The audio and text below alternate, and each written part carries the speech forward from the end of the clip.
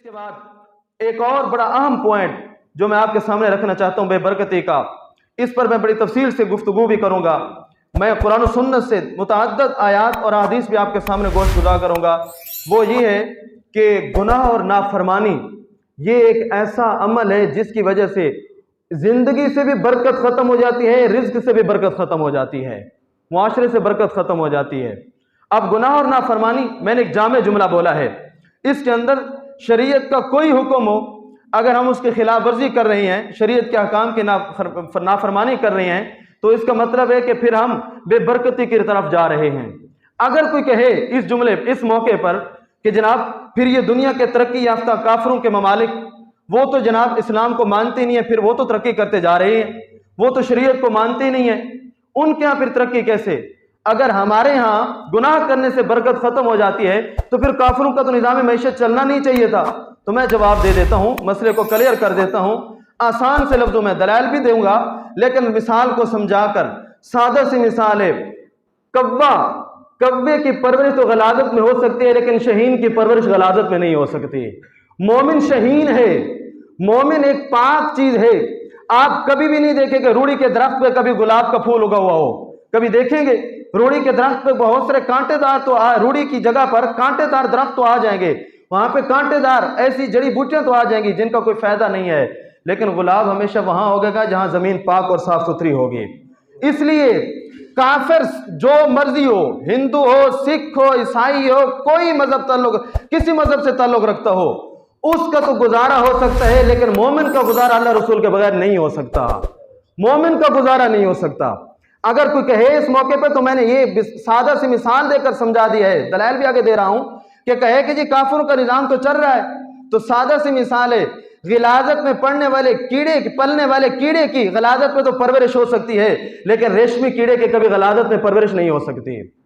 ریشمی کیڑے کی پرورش آپ وہاں اس کو پالنا چاہیں، وہاں پہ گندگی کے اندر، گٹر کے اندر بند کر کے، تو وہاں ممکن ہی نہیں ہے کہ ریشم کے کیڑے کی آپ پرورش کر سکیں۔ مومن تو ایک ریشم ہے، مومن تو گلاب کا پھول ہے، مومن تو عقاب ہے، مومن تو شاہین ہے، مومن تو ایک ایسی چیز ہے کہ یہ راستوں سے گزرتا جاتا ہے تو خوشبو پھیلتی چلی جاتی ہے۔ ساری کائنات کا نظام چل سکتا ہے شریعت کے خلاف، لیکن مومن کا نظام نہیں چل سکتا۔ مومن جب شریعت سے روگردانی کرے گا، مومن جب شریعت سے ہٹے گا، اس کی زندگی سے برکت ختم کر دی جائے گی۔ ہماری 1450 سال کی تاریخ اٹھا کے دیکھیے، آپ کو ملے گے وہ روشن زمانے، وہ کامیاب معاشرے مسلمانوں کے، وہ معاشرے ہوں گے جنہوں نے شریعت کے مطابق زندگی گزاری ہے، جن کی عدالتوں کے فیصلے اسلام کے مطابق ہوئے، جن کی سیاست اسلام کے مطابق تھی، جن کے علماء اسلام پر چلنے والے تھے، جن کے حکمران شریعت کے فرما بردار تھے۔ ایسے ادوار میں، ایسی حکومتوں میں، ایسے سلطنتوں میں مسلمانوں کا دور مثالی دور رہا ہے، مسلمانوں کا دور کامیاب دور رہا ہے۔ لیکن جن ادوار میں، جن حکومتوں میں مسلمانوں نے شریعت کے خلاف ورزی کی، مسلمانوں کو عدالتوں میں شریعت کے قانونوں کو توڑا گیا، علماء نے اسلام کے احکام کی خلاف ورزی کی، مسلمانوں نے اسلام کو پس پشت ڈالا، تاریخ اٹھا کے دیکھیے ذلت کا سب سے گھٹیا ترین دور مسلمانوں کے زمرے میں آیا، مسلمانوں کے حصے میں وہ دور آیا، کیونکہ اللہ تعالیٰ نے قرآن مجید کے اندر واضح فرمایا، یہ سورہ عنکبوت ہے، آیت نمبر 40 ہے، اللہ تعالیٰ نے فرمایا فَكُلًّا أَخَذْنَا بِذَنبِهِ فَمِنْهُمْ مَنْ أَرْسَلْنَا عَلَيْهِ حَاصِبًا وَمِنْهُمْ مَنْ أَخَذَتْهُ الصَّيْحَةُ وَمِنْهُمْ مَنْ خَسَفْنَا بِهِ الْأَرْضَ۔ فرمایا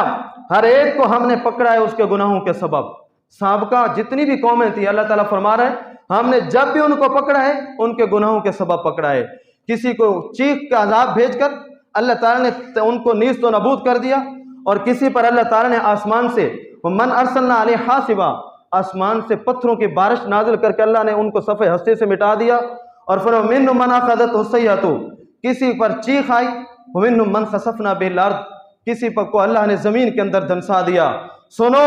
فرمایا ومنہم من اغرقنا، کسی کو ہم نے پانی کے اندر ڈبو کے ہلاک کر دیا۔ وما کان اللہ لیظلمہم، اللہ کسی پر بھی ظلم نہیں فرماتا،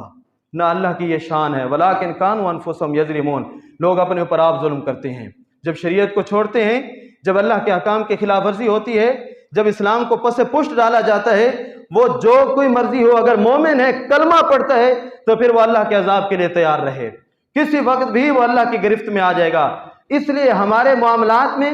ہمارے رزق میں، ہمارے گھروں کے اندر، ہمارے معاشی سسٹم میں بے برکتی کا جو اہم ترین سبب ہے وہ یہ ہے کہ ہم شریعت کے خلاف ورزی کرنے والے لوگ ہیں، ہم شریعت کو پس پوچھ ڈالنے والے لوگ ہیں، شریعت کے خلاف چلنے والے لوگ ہیں۔ جب ہم شریعت کے خلاف چلیں گے تو پھر ممکن ہی نہیں ہے کہ ہمارے گھروں کے اندر برکت آ سکے۔ رسول اکرم صلی اللہ علیہ وسلم کی ایک حدیث ہے، آقا کریم علیہ الصلوۃ والسلام نے فرمایا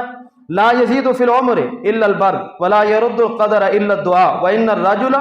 لیحرم الرزق بالذنب یصیبہ۔ نبی علیہ الصلوۃ والسلام نے فرمایا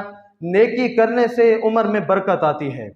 اور دعاؤں سے تقدیریں بدلتی ہیں، حدیث کے لفظوں کا ترجمہ۔ اور تیسری چیز نبی علیہ السلام نے فرمایا ان الرجل لیحرم الرزق بالذنب یصیبہ، انسان گناہوں کی وجہ سے رزق سے محروم کر دیا جاتا ہے۔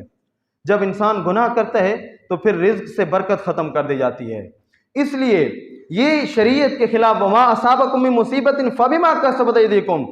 جو کچھ تمہیں پہنچ رہا ہے یہ تمہارے اعمال کا کیا ہوا ہے، ہمارے اپنے کرتوتوں کا ہے۔ قرآن کہہ رہا ہے جو بھی برائی تمہیں پہنچتی ہے اس کے پیچھے کوئی نہ کوئی تمہارا اپنا ذاتی کردار ہوتا ہے۔ لہٰذا مومن کو یہ سمجھنا چاہیے کہ یہ جو ہمارے ہاں بے برکتی کا سبب ہے، ہمارے ہاں یہ جو برکتی کا رونا ہے، ہر بندہ رو رہا ہے کہ جناب پوری نہیں ہو رہی، جناب یہ ہے، جناب وہ ہے، ایسا مسئلہ ہے، ویسا مسئلہ ہے۔ اس کو ذرا سوچنا چاہیے کہ یہ میرے معاملات اس طرف جا کیوں رہے ہیں، میرے اندر بے برکتی آ کیوں رہی ہے،